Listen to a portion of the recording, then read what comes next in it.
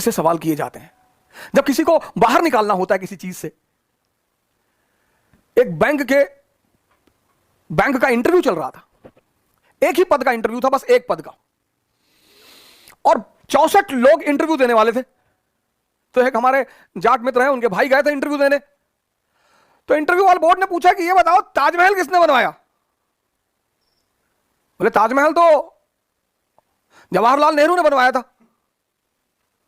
अरे उसने कहा तुम्हारा दिमाग खराब है, ताजमहल जवाहरलाल नेहरू ने बनवाया था, इतना भी नहीं पता तुमको? अरे बोले बता दूं कि शाहजहां ने बनवाया था तो क्या नौकरी दे दोगे?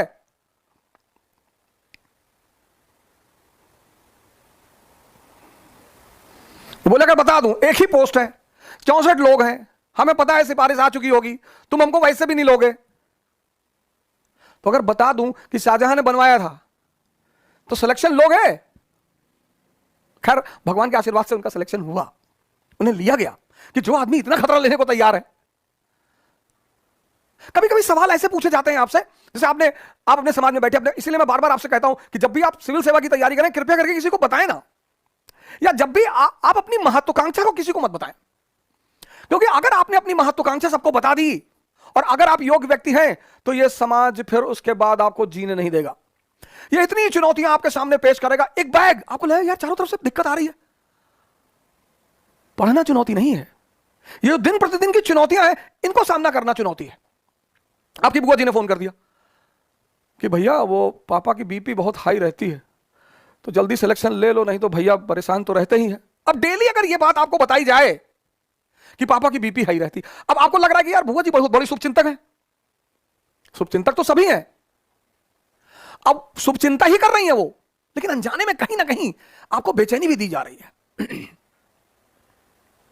मेरा एक स्टूडेंट है, अभी आईएएस है, कर्नाटक कैडर का।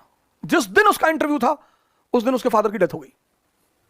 जिस दिन उसका इंटरव्यू था उसके एक दिन पहले उसके फादर की डेथ हो गई। उसने शाम को फोन किया, कहा पापा से बात करो। तो उसकी मां ने कहा कि देखो, पापा ने कहा कि अब मैं एक आईएएस अधिकारी से बात करूंगा, अब मैं अपने बेटे से बात नहीं करूंगा, तो अब तुम इंटरव्यू दे लो, उसके बाद ही बात होगी। मैं नाम नहीं लूंगा। अब देखिए मां का रोल देखिए, इसको कहते हैं मां बाप का रोल। किसी को बताया ही नहीं, किसी को डिस्क्लोज ही नहीं किया। लड़के को भी लगा कि हाँ यार एक तो सिंपल सी बात है, चलो पापा ने हो सकता कहा हो, कल इंटरव्यू है फिर बाद में बात करेंगे। इंटरव्यू देके निकला। जब इंटरव्यू देके निकला तो उसे बताया गया कि भैया तुम तुरंत निकलो घर के लिए, और तुम्हारे पापा की हालत बहुत खराब है। आमतौर पर समझदार लोग ऐसे ही कहते हैं कि तुम्हारे पापा की हालत बहुत खराब है, जिससे अगले बंदे में उत्तेजना पैदा ना हो, पैनिकनेस पैदा ना हो। वो घर पहुंचा तो पता चला फादर की डेथ हो चुकी थी। तो उसने अपनी मां से पूछा, सौभाग्य से हमारी मुलाकात हुई, तो हमने भी पूछा कि आपने ऐसा क्यों किया? बोली मास्टर साहब एक नुकसान तो हो ही चुका था, दूसरा करना उचित था। और मैं बताऊं, वो कभी स्कूल नहीं गई, वो कभी स्कूल नहीं गई थी। क्या समझदारी रही होगी, क्या समझदारी रही होगी उनकी।